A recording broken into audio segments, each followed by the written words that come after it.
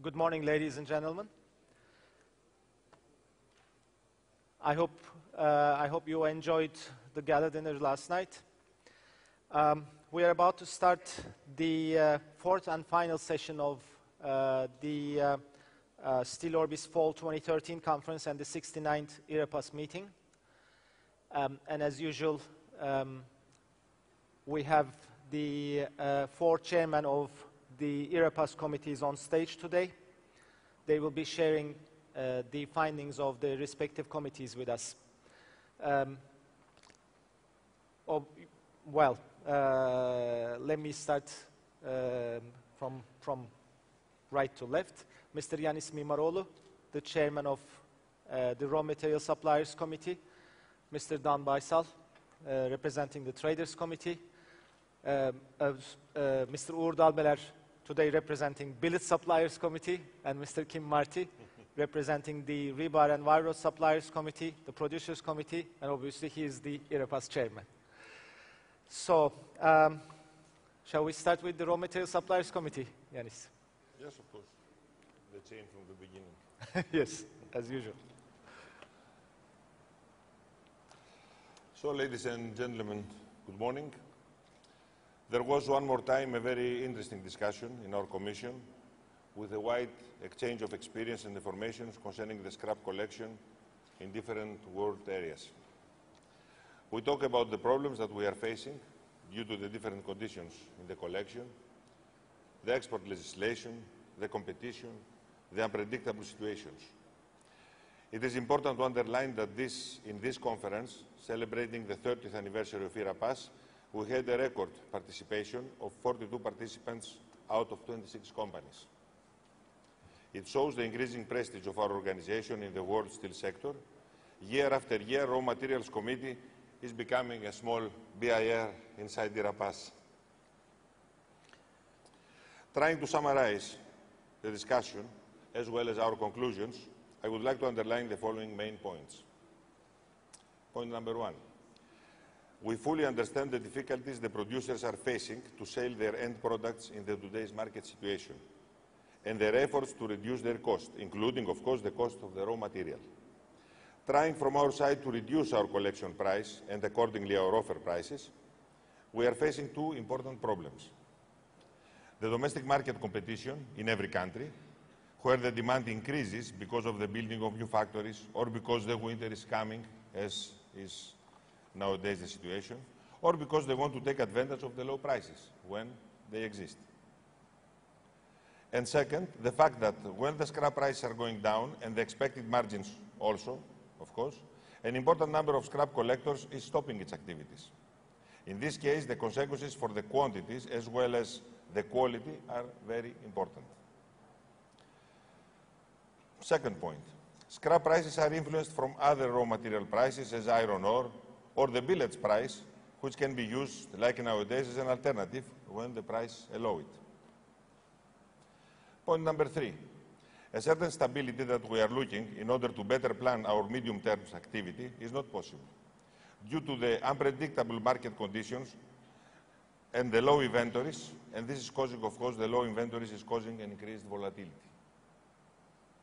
Point number four, the official policy and the regulations, especially some countries, is completely hostile to the scrap exports, aiming to limit them as much as possible.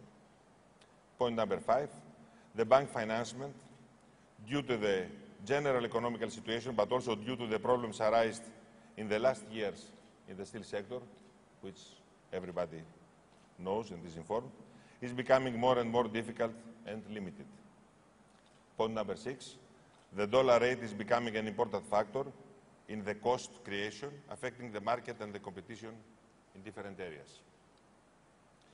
As a conclusion, I would like to underline the opinion of all the participants that the actual scrap prices are reaching the bottom of our possibilities to supply steel mills regularly with good quality material. Scrap exists, but we need real workable prices, allowing us to collect and to deliver properly to our clients. Thank you for your attention. Thank you very much, Yanis. Shall we continue with Traders Committee? Well, good morning, ladies and gentlemen. The Traders Committee meeting was very interactive. we covered various subjects of today's environment. Number one subject was, of course, the new anti-dumping investigation started with the U.S. government. And we had the Turkish Steel Association in the audience, so the discussions were really energetic, and we had some good discussions on it. All in all, the Turkish traders do not believe that there's any dumping at all. In fact, they do believe that there is no subsidy from the government, and they also believe that there is the contrary, there is really negative incentives in the forms of taxes and energy costs to Turkish mills. We also discussed the possible anti-dumping investigation coming for the wire rod. And for this one, China was singled out because of the concentration of the quantities that came from China. We also covered the scrap prices and discussed the possible decrease on the scrap prices. And again, the general discussions were in that the prices will probably go down somewhat more, but eventually will stabilize in these levels. The subject on the iron ore was different, and there's a general belief that the iron ore prices will come down further. We also discussed the closure of the 13 mills of Rebar in Italy, and the discussions came to the point that this situation cannot last forever, and they do believe that eventually they will go back to production. However, the closure for the environmental reasons will still stands. Last thing we discussed was the Federal Reserve's change of policy of buying the subprime loans. Since Fed has changed its policy again, the general belief is that the situation in the U.S. will be the same, but the effects in the emerging markets, especially for Turkey, may be permanent. This is all we have discussed. Thank you. Thank you very much. So next is Billet Suppliers Committee. Good morning. We have discussed the billets. As you know, the source of billets in this part of the world, it's three main countries. It's Russian, Ukrainians, and Turks. So there was a sort of a different opinion, because when you asked about the billet market to the Turkish suppliers, they said terrible. Based on current price of scrap, they are not able to produce billets at a cost. So as a result, the export of billets in Turkey has dropped by 40%. If you ask the Russians and the Ukrainians, they say the billet market is okay. The reason being, because Turkey has started importing more billets than it exports. So all of a sudden, Turkey, instead of being a competitor to the Russians or the Ukrainians, but became consumer. The billet imports into the country has gone up by 50%. This shows clearly that with the current price of scrap, Turkish mills are not capable of producing billets and selling in the international market at about their cost of production. So instead of doing this, they bring billets from cheaper sources, convert into the rebars, and trying to be competitive in the international market. What is the positive factors today? The economy in the U.S. is growing. The Eurozone seems start being back on track, especially after the elections in Germany. I think that things are going to be positive. So considering these facts, we are not expecting worse to happen. 2012 was already difficult. 2013 was even worse. And as Peter have just mentioned yesterday, that things, although it's not going to be great for the next couple of years, but will start improving. And hopefully by 2015 or 16, we'll be back to those good old days. So cutting the long story short, as far as billets are concerned, we're not very pessimistic. Turkey has dropped its production just because of the reason that I have just mentioned, but at least could replace its requirement from CIS countries, which at the end of the day helps their sales. So this is what I can say for the time being. I mean, sorry, for the rest of the world, especially in Latin America and North America, business locally is good, but as far as international prices are concerned, it's not satisfactory for them as well. Thank you very much. And next is Rebar and Wire Rod Suppliers Committee. Kim? Yeah, good morning to everyone. There's a report from the Rebar and Wire Rod Committee. It was, again, a good meeting, good discussion, and I thank you all the participants for all the contributions. First point that we discussed was what was the state of the economies and demand all around the world in general. Good positive things, as already been mentioned, is that it appears that the U.S. economy is starting to perform clearly in an uptrend. Also Europe, I think this time we got it, and we are getting out of our trouble. In fact, we believe that Europe is going to be, growth in Europe is going to be like 0 this year, because we are coming from recession. Out of recession, 0 growth, but then for next year, we are expecting a growth of like 1.4%. Even some southern countries suffering in the south, like Spain, we really believe that we'll be out of recession like next year. Obviously, it will take a few months for steel business to recover after that, because construction business is going to be really pushing until next year again. But that means that Europe clearly will be out of the dark times next year. So the conclusion was, and after I will go to other areas in the world, but if Europe and United States and also Japan seems to be performing well, that's probably like 65 of the GDP of the world. So if 65 of the GDP of the world goes well, the world should go well. So in terms of economic situation, that's what there was the summary. Also mentioned that particular areas in the world, they're also going very well, like the Gulf area, GCC and Emirates. There, obviously, they got very good budgets. The countries, they got very good budgets with the price of enjoying the price of oil today. So new beautiful projects on the pipeline.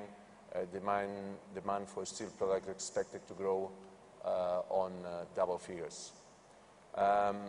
Just on the other side of the equation is capacity. That's a little bit the issue that we have always. The producers, these days we have to look at it very careful. I can tell you that, and we were discussing the figures yesterday in Europe. According to the performance of the market during the last years, capacity has been reduced. In Turkey, production has been reduced. On the other hand, in other areas, it appears that capacity is being increased, like in the GCC, in China. And I think at the end, the discussion is, or the summary for the capacity issue is our responsibility to try to keep our production levels, our capacities in tune with the regional and time movements in terms of demand. So the picture, as I say, was with all the dots and doubts, was basically optimistic. Obviously, there are some other issues that are affecting the trade, like trade barriers, anti-dumpings, credit restrictions, things like that. But in summary, and if I have to summarize the discussion in 3 points, I would say that global demand is growing and is expected to keep growing even stronger next year. There are also, and we think a little bit the standards of the business changing a little bit, and we think that our business is becoming a little bit more regional. So that's something that we need to consider. It's not when we do our sales plans, we do our sales, or we define our sales strategies, we have to think that this business now is a little bit more regional. I think that was one of the conclusions. And the third one was obviously we always have to keep an eye on our production levels. We always have to keep an eye on the capacity decisions, because before taking some decisions we have to be very responsible and understand what is the availability of market that we have. So those were the conclusions of the meeting. Thank you. Thank you very much. So,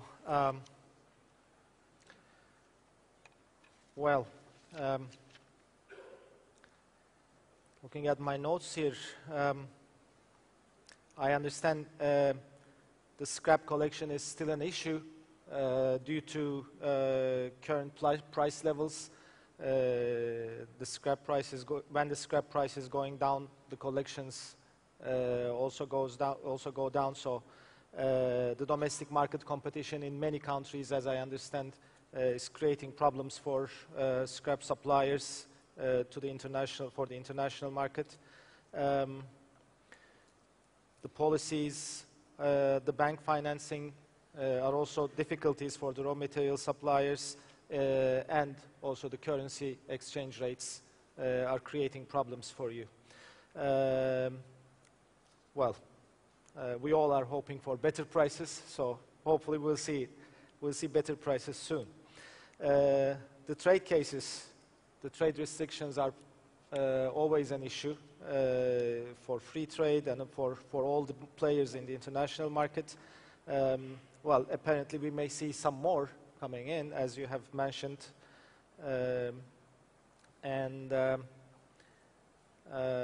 but I understand from the producers' committees that the situation has started improving slightly, particularly the news from the US economy have been encouraging recently, and the Eurozone situation is also improving.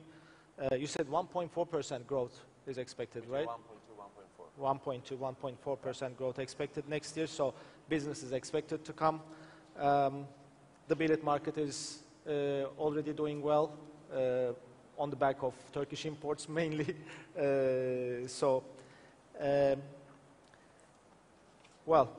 Taking into consideration the major issues like the importance of production levels, the critical capacity decisions, as you have mentioned, Kim, and the fact that business has got to be a little bit more regional lately, you still expect the market to start, the demand in the market to keep growing and to keep growing even stronger next year. And hopefully 2015, 2016 will be back to good old days, as you have mentioned. So thank you very much once again for the summaries of the findings of the respective committees. As usual, we have gathered a lot of questions, but before I start with our questions here, I would like to ask whether there are any questions from the floor for the committee chairman. Not at this point, so let me start with our questions. Obviously, the major issue today is the petition for an anti-dumping investigation against Turkish and Mexican rebar imports to the US. That has created a lot of tension in the market, so there are lots of questions on that. The first question we have is, what do you think? To what extent will the US producers' petition for an anti-dumping investigation against Turkish and Mexican rebar imports actually impact rebar imports from those countries? Will the US producers achieve their aim? Can you start now? Yes, of course. Well, it depends what the aim is. If the aim is to delay the trade for another year or so, yes, they will reach their aim, because during the investigation, the mills will be afraid to export to avoid the retroactive effect that can happen. So it will wait for another year for the trade coming, from Mexico and Turkey. So for that reason, yes, they will succeed. But at the end, what's going to happen with the final result is going to be an issue. The initial the ITC investigation, the threshold is very simple, so it's possible that it will pass the first one. But on the second one, they really have to show injury, and it's going to be tough for them to prove injury to domestic mills, in the environment that we have all these infrastructure investments in the U.S. So I think it may be tough on that one. And the second, of course, both the Turkish mills and the Mexican mills claim that they're not dumping, and chances are they're not, because they're all private enterprises, and there is no subsidy coming from the government. So I do believe that this will only delay the trade for a year, and at the end, even if they get 1 or 2% or very minor duty margins, they may still continue their trade. Thank you. We will have some more questions on this one, so I'll have your opinions as well along with the other questions, if you don't mind. Sources have indicated to us that Turkish mills are not too worried about the trade suit, believing that the ITC will not rule in favor of the US mills because injury to the US market cannot be established. If that is the case, what do US mills hope to accomplish by filing? I mean, being a representative of a Turkish mill, I don't agree that ITC will not rule in favor of the US mills. It will, because that's always been the case. It's quite exceptional that ITC ever voted in favor of the exporter. So it goes to DOC. But what I want to say, of course, dumping or those trade cases or the trade barriers are the tools to protect their own interest. But of course, we have that experience. U.S. mills have that experience. U.S. industry have really enjoyed taking advantage of using these sort of trade cases. But I like to remind them that they really have to think about who they're dealing with, because the Turks are really experienced about dumping cases, those trade cases we faced in all over the world. We had between 1997 and 2007 for 10 years, and most of us have got rid of it. I mean, having 3 consecutive zero margins, most of us have revoked the order even before the sunset review took place, or the order was revoked totally. And the U.S. mills are paying so much money lobbying about changing the rules of the game. At all times. We had the zero, they wanted to take it out because it was working against their interest. Even this, the 3 consecutive zeros, you could get order revoked on company-specific basis. Not anymore, because they know that the Turks, or some of the countries who in fact doing fair and free trade and selling without dumping, they are just changing the name of the game in the middle of the game, just to keep their environment comfortable as possible. So what I want to say, the ITC will vote against us.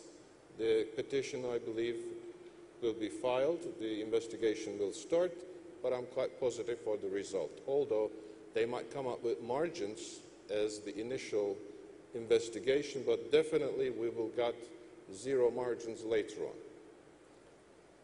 So I'm quite positive as far as Turkish mills are concerned. I'm not sure about the Mexicans because I don't know their structure. The thing about the margins is it's really, even if you come up with 1 or 2%, it sticks. I remember in '83 we had an anti-dumping case against Turkish pipe, and to this day it still exists. So I always call anti-dumping like AIDS, it never go away. So the mills benefit from it. The Turks were very successful the first time to really take it out with the sunset, but typically sun never sets and it becomes an issue. So even if it's 1 or 2%, it's a persistent thing. So it's better to just completely get it out, or de minimis where it is, below 0.5%, I think. What worries me, in fact, now the Egyptians have imposed extra duty on steel imports at the beginning of this year, and it lasted, I think it was in June or July. Man. Anyway, now they're preparing to file the dumping gates against us because what has happened in the U.S. have encouraged them to do so. And I'm sure there will be series of countries applying the same thing. At the end of the day, what will happen is we will have all these trade barriers around us, and we won't be able to talk about anymore about free trade. So that's what's going through. And I'm afraid that this will be the issue that we'll be discussing in coming meetings. Sure. Let me continue with the situation of the Turkish mills. Well, do the Turkish mills have a plan B for rebar exports if anti-dumping duties are indeed levied against them? Will they continue to supply to the U.S. import market at increased prices, or will they direct their efforts to other destinations, both established markets and I'll tell you very straight. I will continue shipping rebars into the U.S. no matter what. And I'll be selling as duty paid because I know how to handle it. I'm not dumping. And January, my first cargo will be at the U.S. port, discharge. Well, I will have to say that that's very encouraging, and I really would like to see you continue to do that. But I always believe that Turks are very creative, and they will find other markets. And if you think about the close to 750,000 tons that's not coming to the U.S., it probably will be replaced by European mills, and probably Turks can go back to the same areas that Europe used to export. So it may really exchange, markets, but Turks will find a way to move their cargoes. They always did. Thank you. Now this question goes to Rebar and Wire Rod Suppliers Committee and the traders. Well, if the Turkish and Mexican rebar sales to the U.S. goes down as a result of this investigation, where do you think the U.S. domestic rebar demand will move? To the domestic market or elsewhere? What do you think? And in general, your comments, please. Well, first, obviously, I'm pretty sure that, as well, that ITC will I think the decision is on the 21st of October, will decide that it goes ahead. But also I'm pretty sure that, as we were saying, the Turkish mills, they know very well how to defend themselves, and long term, they will find a way out. Meantime, obviously, probably this uncertainty, probably in some customers, it may create some spot movements in terms of trying to find new resources, new sources, and trying to find new players, because there's always, any domestic mill or any group of domestic mills, they have to understand that there is always, in any market, there's people that wants to import. So there's always import space that needs to be covered. So maybe you will see some movements short-term or spot in terms of trying to find some sources, but I think that at the end of the day, the structure of imports into U.S. long-term, it will stay about the same. What would you say about European exports to the U.S.? I think the tune the tune that they are setting, the European producers, is not being back to be exporters. It's more, the tune we are setting in Europe, producers, is more, we are trying to adapt our capacity. We understand that market, and at least this is our belief about the market. We understand that the market is becoming more regional, so we are not preparing ourselves a strategy in terms of being a big player in any big market far away from our domestic market. So, okay, if there is any spot business at any point in time, some European mill can take it, especially maybe mills from the south that they are more at this moment in time suffering from low demand. But I don't see that from there it will become a new European export player being very, very active into the U.S. market. I don't think so. Okay. I had some discussions with one of the traders that is importing heavy quantities to the U.S., and I asked him the same question. And he said something very interesting. He goes, where am I going to find mills where, like Turks, that will ship me any quantity, any size, any grade, any time? It is tough to replace. And I do agree. I remember the first time we had the anti-dumping case against Turkey, we struggled to find other sources. And we did find Korea. Korea was good, but then when they had the filing on against Korea too, we really struggled. I mean, we went through so many different countries, and the mills could give us maybe 5,000 tons, maybe 2,000 tons. So our shipments were delayed dramatically. So really life became extremely tough for us until we found other ways to do it. But it took us maybe 2-3 years to develop different countries to import. So it does really affect. And another thing I want to mention is that domestic mills theoretically do have the capacity to supply the need for the U.S. consumption, but that's only theoretical. In reality, it will continue to import because that market historically always accepted imports. Yeah, the next question was actually on that. So any other comments to add on what would be the potential sources of imports to the U.S. or any other comments? Well, it has already been. Yeah, I just mentioned it's probably going to be EU. All right. So any other questions from the floor on the petition and on for this anti-dumping investigation against Turkish and Mexican rebar imports, or on any other subject at this point? No? Okay. I have one. Maybe Henry could reply. Is there any preparation for filing a case in Canada? Where's Henry? I cannot see. Yeah. Rumors? What did you say? Very strong Rumors. Okay. Okay then, let me go on. This is for the producers. Question obviously coming from the US. In light of some overseas mills opening offices in the US to handle either or both product sales and raw material purchases, do you think there are others planning to expand operations overseas for a more direct connection to their raw material supplies?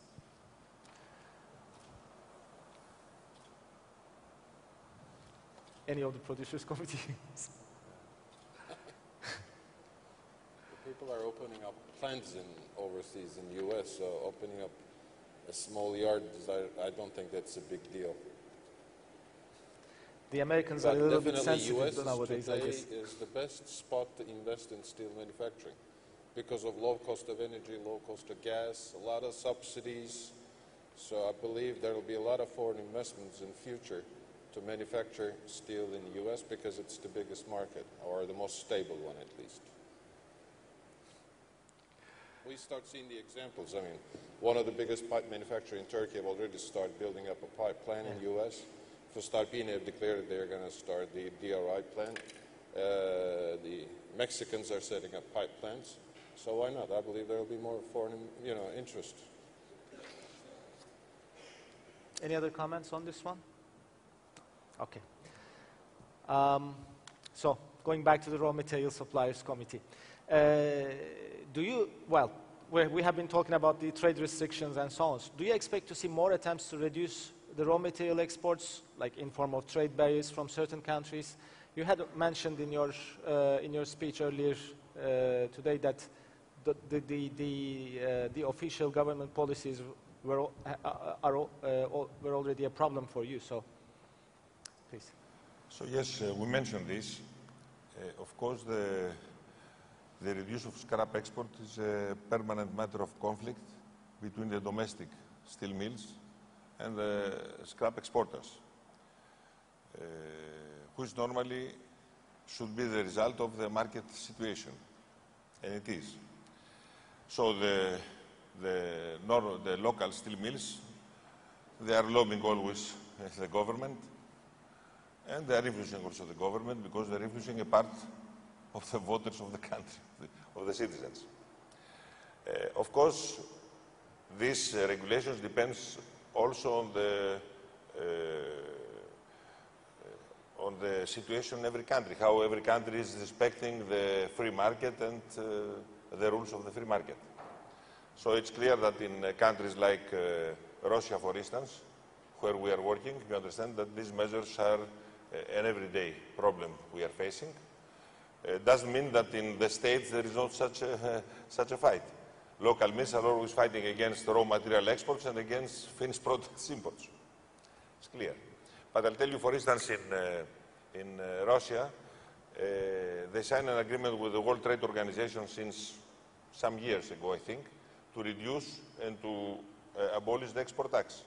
So finally, after years' efforts, they decided to decrease the export tax from 15% to 12.5%, starting from now, they say, now, 3rd of October. So immediately the mechanism is reacting. Up to now you are exporting, you say this is my price, the contractual price. The customs, they say no, this is the contractual price, but as per us, this is the international export price. And they are increasing the price in such a way that they are taking again 15%, like if they are taking 15% in the previous price. Of course, you can go to the court, you can present your documentation, and so on and so forth. So these kind of problems arise all the time. With the help of international organizations and, of course, the World Trade Organization, we are trying to solve this kind of problems. This kind of problems we face many times in the past, not only in these countries, but in other countries also. And I think that IREPAS, as the other organization, they can assist always to present the real situation and oblige the authorities to take back or to reconsider the decisions they are taking. Thank you. This next question goes to the traders. At least in the US, there's reportedly a lot of antagonism between traders and mills. Is this the same elsewhere? Considering that US mills are not running at a capacity that would make imports unnecessary, what are the underpinnings of the friction besides the obvious factor of lower import prices? Well, I really don't think there is antagonism between the mills and the traders. We buy from domestic mills all the time, and we have very good relationship with them.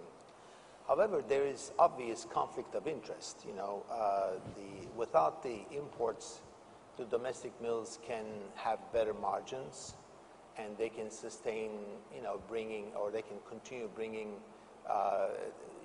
higher priced products to the market and really keep their absolute mills for many more years. And that really is more true for the flat products, where some of the mills in the U.S. are so old and it really has to be out of commission, and they continue to roll because of the protection that they have with the anti-dumpings. Thank you. Any comments on this one from the floor? Traders? No, but, oh, Tom, can we have the microphone first? Tom, please. No.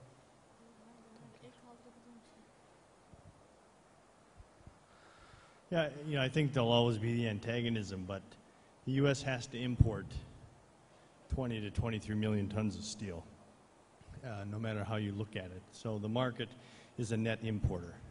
And I wanted to back up a second to the one of the reasons for the trade case in the States, or the use of them. The U.S. mills want to a degree, force some of the foreign mills to compete on the U.S. soil. So filing a trade case is a bit of a two-point strategy. One, you can lock them out for a year, potentially longer. And two, you can continue to say, if you want to compete with us, put your mill on our soil and we'll go at it. And I think that's one of the strategies the U.S. mill uses, and they may actually get what they wish for. That could be an issue. So. Thank you. Any other comments? Actually, Okay. So we move on. Oh, there's a question or okay, go ahead, please. Chanorhon from SteelOrbis. cannot- Chanorhon from SteelOrbis. What is the current capacity utilization of US rebar mills? Do you know any information about Current capacity utilization rate of US rebar mills. Oh, probably like 70% right now. But again, it's all theoretical. The capacity, you know, when mills really have a capacity and what they actually historically produce are two different things. So when the mills come out and say, this is my capacity, I haven't really seen a mill reach to their capacity, you know, for years, really. But today, I think U.S. mills work, and I may be wrong, around 70% capacity. So do you think if Turkish and Mexican imports keep away from the US market, they would increase their capacity utilization instead of rising their prices? Well, that too, but I think isn't it better to really sell at better margins? I mean, you make more money selling at a higher margin than really running extra tons, you know. So it's, to me, it's all, and to them is exactly the same. They would rather make more money than put more steel in the market. Okay. Thank you. Okay, then we move on to the Gulf. The question is on the UAE market. High inventory levels of traders and slowing demand reportedly started to show a negative impact on UAE market. What's your expectation of the short-term trend in that particular market? This is a little bit contradictory with...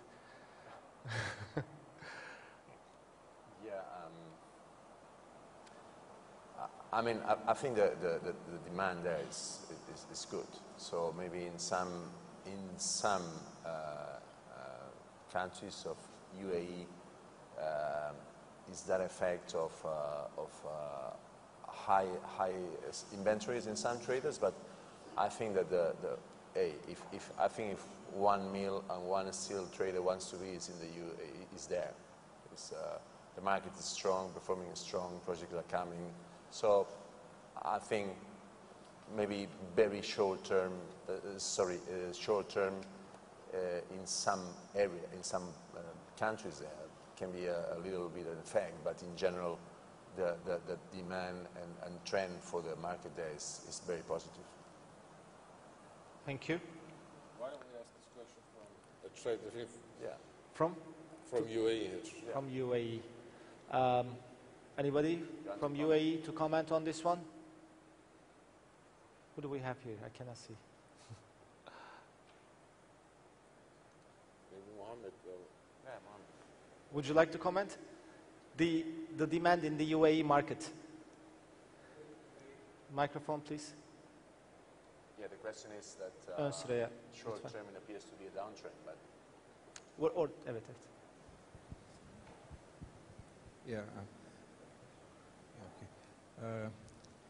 In regard to demand in UAE, I believe yesterday one of the UAE representatives, he mentioned that the expectation for 2013 demand or consumption in general to be about 2.5 million. Of course, the total capacities in UAE is about 4.5 million, but they are not working to their maximum capacity.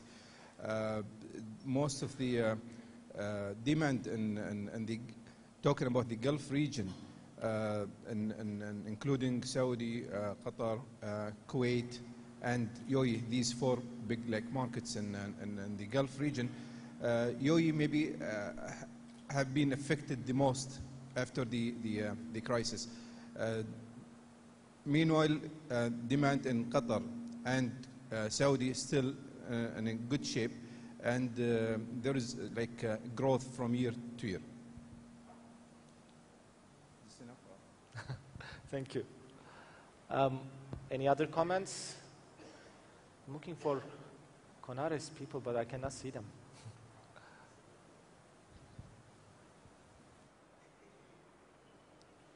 No.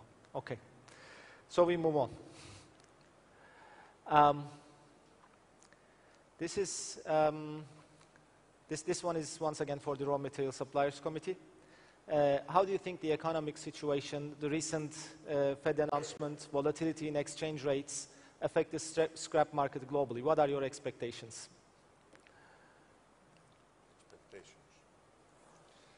So, just to say first of all that in spite suppliers of raw material or traders or producers, we are doing our job and we are not rate exchange players, gamblers. So we would like to have as much as possible, stability, which is stability in our calculations, in our provisions, in our job. Frankly speaking, what was this Federal Bank announcement last week for us? And next day we pay 3% more to buy steel scrap because we had our agreements and in rubles, and we change the dollars and we pay 3% more to realize to effect our agreements. So, of course, it's clear that in Europe on the States you can fix the rate, but only having a contract. Before having a contract also, you are not protected. And also I would like to say more or less psychological approach, but which is very important, that we are always hearing from producers, come on now, dollar is strong, do something better. But we never heard, now dollar is sick, I'm giving you $2, $3 more. So let's hope in the future we will see the situation also. Thank you. Thank you. Any comments from the producers? No. I can probably say hello. I have noticed for the longest time that the U.S. dollar and euro parity has a lot to do with the prices of scrap. Sometimes the market conditions stay the same, and just because the dollar gains value or loses value, the scrap prices change. And I think like Ioannis said, the scrap prices are really based on U.S. dollars, and when you see the movement up and down, you will definitely expect to see the same, in the scrap prices. So they're very much related, but they're actually, it's all an up and down in a cycle. In the long run, it all comes out to the same. Thank you. This next one is for the billet suppliers, but, well, it has already been answered up to a certain extent. The semi-finished steel imports into Turkish market, you have already talked about that. Do you see imports increasing? Definitely it'll continue because they can replace cheaper. That's simple. And Turks, will remain in the rebar market. I've already mentioned that the export of billets has gone down by 40%, but the rebar export is more or less the same. The reason being because they still can at least source semis at a reasonable rate, so they still could be competitive on the rebar market internationally. And this will continue. So the Ukrainians, Russians will produce the billets, we will produce the rebars. So that'll be a sort of a team game. Nice cooperation. Okay.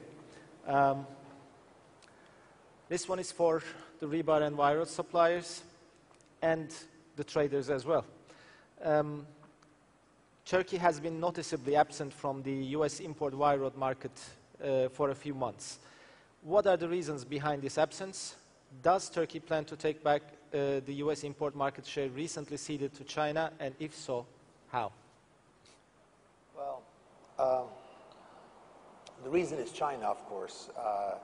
U.S. imports the majority of this wire rod from China. From yesterday, the statistics were given as up until September, there's 400,000 tons of wire rod is imported from China versus only 27,000 tons coming from Turkey. And I understand the total was 575,000 tons. So yes, there's a serious imbalance there. And the Turks have been really selling mostly drawing quality wire rod versus the Chinese were selling all including the mesh quality. Will this change? Yes, because there is possible anti-dumping investigation. and we think that it will only cover China. If it does, the country that's going to replace that will be the Turks, obviously. Any comments from? I think it's not only the area where the Chinese are really hurting the wire rod export from other countries. I think other areas in Africa, other areas even in the Mediterranean have been affected by that. So it's the Chinese just being very, very aggressive. So we also hope that the American mills file a case against Chinese to kick them out, so that we step in. Sometimes it's good, sometimes it's bad. Okay. All right then. Well, this question is for everybody who wants to comment on. The last few years have been a period of upheaval for countries in the Middle East and North Africa, many of which have been significant importers of long steel products. What are the future prospects for long steel demand in countries such as Libya, Egypt, Syria, and Iraq? How might the change of administration in Iran affect the long-term long steel market in that country? Who wants to comment? Well, I think just going by the names of countries that you're putting there, I think in general, Africa will keep performing well in the future. Libya is doing very well, very strong. The regeneration of all the economic system in the country is doing very well, so the market there is good. Egypt also with the social problems, but the market keeps going well, although obviously there's a movement there to protect the market for the domestic mills. Syria, I haven't got a clue how that's going to end. First we need to wait and see how it ends, and then after that we'll see. Iraq, I think is what probably here my Turkish colleagues can comment better. I think is really being a good market and with good prospects. And in terms of Iran, well, I think first more a political issue. We have to wait. I think first that the politicians, they work because they are still under sanctions. So it looks like the new rulers are being they want to be more proactive in terms of being in good mood with the West. So if that happens, obviously that will be a good help for the market. Yeah. Thank you. I have a question on that one. I know that European mills have an advantage going into Algeria against the Turks, let's say, where I think the Turks have to pay 15% duty and the European mills don't. Does it also cover the other North African countries? Is it all just Algeria? No, this is just in Algeria. Okay. Only in Algeria. Any other? We need to ask this question to the American administration about what will happen in the Middle East, because everything was so nice just for like a couple of years ago. I mean, the North Africa, the Middle East, they were buying, they were growing. All of a sudden, something have started the name of Arab Spring, and ever since, it doesn't stop, and God knows what will happen. And as far as the Iranian administration is concerned, again, I guess it'll be the Americans who will decide what will happen or what the destiny is going to be. So, I mean, we're situated in such a complicated area, and we have no clue about what will really happen tomorrow. I think the Arab Spring really was the fall, not this, in Turkish they say Bahar, they both mean the same, but it was the Sonbahar. Now comes the winter. I think there's an Arab winter going on, and hopefully it will all just turn out to be in the spring again. Well, we hope so. But, well, I agree that the fact is we probably have no clue what's going to happen next, unfortunately. So, once again, back to billet suppliers. And maybe Traders Committee might also want to comment on this one. Billet on the LME was delisted in the US late last year after a short period of operation. Has this had any effect on the global price or supply of billets since then?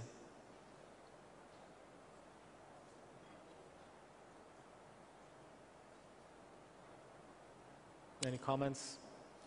I don't know. I mean, my comments, no. No effect, because even the billet LME has no effect on the billet market. So. Sure. But I do strongly support what Peter Marcus have just said. We will eventually start working on futures in steel business. I agree with that. No matter how we resist, but we will come to that point. Okay, moving on to the next question. This is one of the ongoing discussions, not only for steel, but for many industries. What do you think the so-called TTIP, Transatlantic Trade and Investment Partnership, will bring for the steel industry? Oh. Well, this actually is very good for US and Europe in both industries. But if you just look at the steel industry, I think it only favors Europe. There will be much more steel coming from Europe to the US and not much coming back from US to Europe. Also, I should say, for the other products, for the other US products, you will see more materials in maybe made of steel coming to Europe. Now, in this, the Transatlantic Trade Investment Partnership has really some flows. From the US side, it does not include Mexico, and from the European side, it does not include Turkey. Both are really problematic because I think it goes against those countries where they have to abide with the rules of the partnership, where they actually do not benefit from the deductions or zero tax that it will bring. Thank you. Any comments from European side? Not really. No comments. I don't think. Well, I think it's obviously any talk in trade is good, but as I said, as an industry, we are not. Our strategy is at this moment in time doesn't contemplate to be very active in markets elsewhere. We are more trying to reorganize ourselves in Europe, which is, I think, the main focus now, more than looking at. I mean, are there any barriers between US and Europe as far as steel trade is concerned? So I don't really have a big impact. No, I don't think so, no. Okay. Any comments from the floor? Okay. Next question is once again on Europe. European steel industry is raising its voice against the recent regulations on the emission trading system and on carbon emission limits, saying that these would further reduce their competitiveness in world markets. Can you explain, Kim, recent changes in regulations and your thoughts about it? Wow. If you are, that's a on top of question that. for the master degree. Yeah? I'm not an expert. Obviously, look, one of the complaints that we have in Europe with our regulators, our European Commission, is that we feel that obviously the steel industry in Europe needs to be preserved.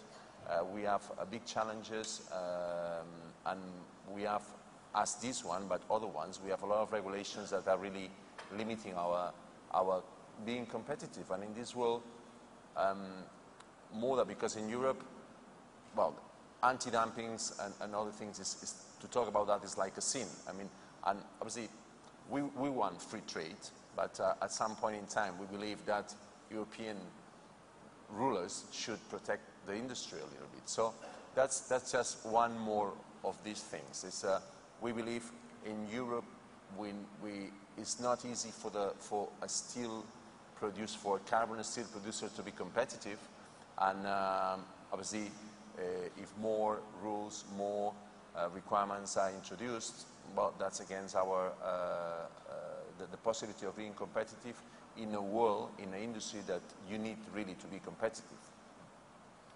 What Kim says is true, I mean, quite true. It's creating more and more, let's say, burdens for the steel manufacturing or competition in the international market. And we're suffering the same because of the accession period of Turkey into the EU. We had to adopt all the regulations. Today, we're not able to let the worker work more than 7.5 hours in the melt shop. And we cannot pay him overtime. So that's it, 7.5 hours finished. That's the maximum we can make him work. Mm-hmm. The Ministry of Labor or the Social Security come into our plants almost like on a monthly basis, looking at the atmosphere, and we had to double our dedusting system because they said the environment was not good enough for the workers. The Ministry of Environment have bought a plane and a boat and flying over us every week and going around port and just trying to find out if any drop of dust going into the water so that they can immediately find a ticket. So under these circumstances, how can we really compete? And I think those also the issues should be taken into consideration, because I know in the US, for example, the situation is quite flexible as far as environmental restrictions are concerned. So if there is a dumping case, I believe there should also be a case to compare under what circumstances the mills are operating. Well, in the U.S., I don't think it's as free, but they do grandfather the old mills that have certain pollution. But it's gradually changing, and I think you want to be competitive. That's true, but you really don't want to have the environment that you have in China. You don't have the same pollution that you see in China just to be competitive to China. Even China is doing something about it, and I hear that some of the mills that they used to run with coal is changing. So there's change everywhere, and I think really it's a very healthy thing to see this environmental protection that they have imposed on the mills. Thank you. This next question was actually already been answered. I guess you have already mentioned that Eurozone is, the situation in Eurozone is improving, so you expect better demand. And this one has already been answered, I guess, Yanis. So I move on to the last one. This is once again for traders first and open to comments from others. Fed seems to have tied up its outlook for tapering to employment figures. However, further tapering caused dampening in the housing market activity this summer by way of higher interest and mortgage rates. This could potentially cause a slowdown in construction activity and in all related industries, including steel, an economic slowdown finally, which may limit job figures or increase unemployment rate. What does that mean to you? Besides, what would be the impact of Fed's reducing bond buying in the world steel industry? Well, the Fed's bond buying policy was the policy of Ben Bernanke, and he's about to retire, and looks like we're going to have the Vice Chairman, Janet Yellen, will take charge. This is the rumors. And actually, the rumors may be right, because the Fed Chairman, Vice Chairman, Janet Yellen's policy is really continuation of the old, which is keep buying the bonds. So really, I think that Fed already reversed the policy, and I think that that will continue really throughout 2014 and hopefully maybe a year after. But definitely you will see the same old policy that we had continue throughout 2014. Thank you. I think that's right to the answer. I think that the target for this lady is, or the headline is, until I don't get the unemployment down to 6.5%, I'm not going to change anything. So I'm sure that they will keep pumping money into the system. I'm sure about that. 6.5 is really a tough figure to meet. 6.5. 6.5 is tough, but you know, I think they're going to do whatever they have to do until the elections, and then really they'll leave a really catastrophic economy to the next administration. Okay. Any other comments? No. Okay. So this concludes my questions here. Any questions from the floor at this point?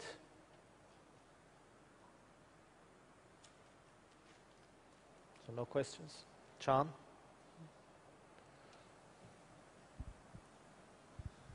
Well, the Middle East is gradually ramping up its steel production, and Europe is far from flourishing recently. So, do you think Turkey is losing its geographical advantage as a steel exporter?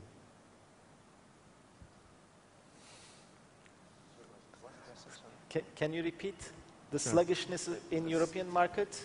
So Europe is not flourishing now. The demand is not so high, and there are anti-dumping duties in some countries, and Middle East is increasing its steel production. So supply. Yeah. So is Turkey is losing its advantage as a steel exporter? Let me say this. Europe and Middle East, in fact, became active for the Turkish steel exporters for the last, say, 15 years or so. But Turks have been active in the rebar export market for the last almost 30 years. And our first markets were China, so we were going all the Far East. Before 97, 60% of the export was going on to Southeast Asia. At the same time, the North America, Canada, and U.S. are the destinations that we've been shipping for the last 25 years as well. So if we consider 1/3 of the total rebar traveled overseas originating from Turkey, I don't think that having these difficulties in the Middle East or Europe is going to have a big, big impact. And in fact, for the last couple of years, this was the case.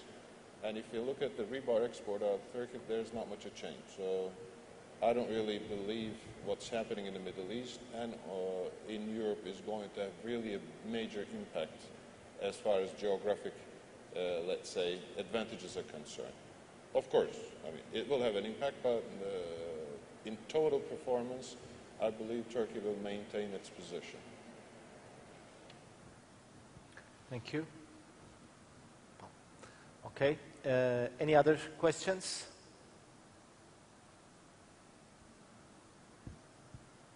So no more questions, I guess. So I would like to thank you very much, gentlemen, the chairman of the IREPAS committees, for your participation, for your comments, and for your time. And I would like to thank you all for joining us this morning for the last session of the SteelOrbis Fall 2013 Conference and the 69th IREPAS meeting. I also would like to thank all our distinguished speakers throughout the course of these 2 days.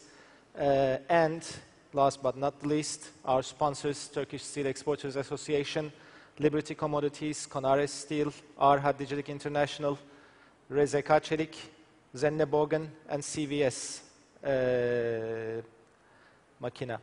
So just before closing this session and the 69th IREPAS meeting, I just would like to announce that our next meeting will be in Barcelona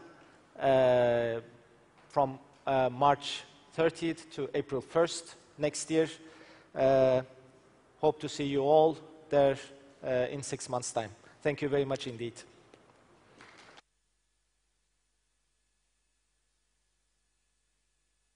Nosso filme seria amor.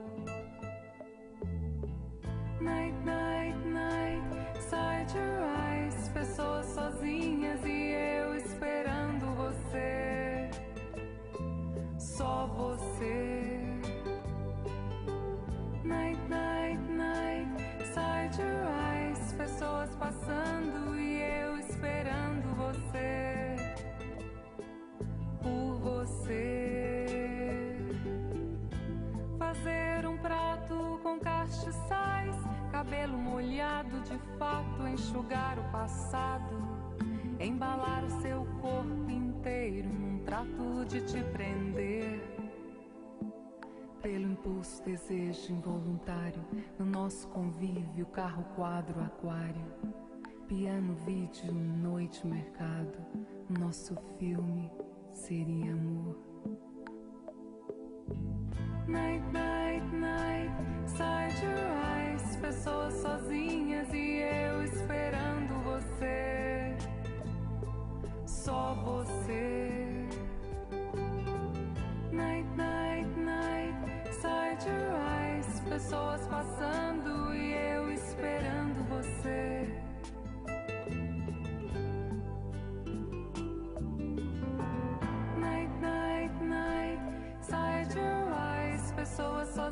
linhas e eu esperando você, só você. Night, night, night, side your eyes, pessoas passando e eu esperando você.